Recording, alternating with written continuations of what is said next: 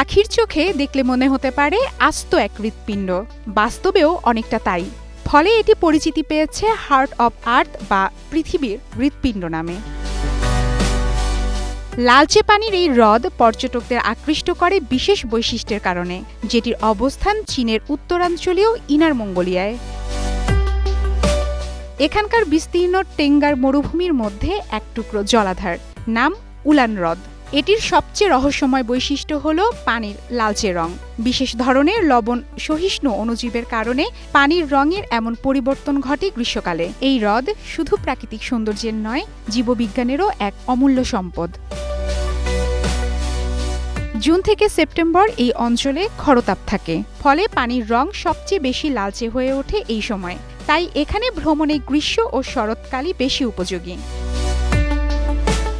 মরুভূমির রুক্ষতার মাঝে হ্রদের অস্তিত্ব এক বিস্ময়কর ব্যাপার। পানির লবণাক্ততা, অস্বাভাবিক আবহাওয়া আর মাটির পরিবর্তনশীল প্রকৃতির সঙ্গে লড়াই করে টিকে আছে হ্রদটি, যা এই জলাধারকে করেছে বৈচিত্র্যময়। মারফুয়াতুন নূর রুচি, স্টার নিউজ।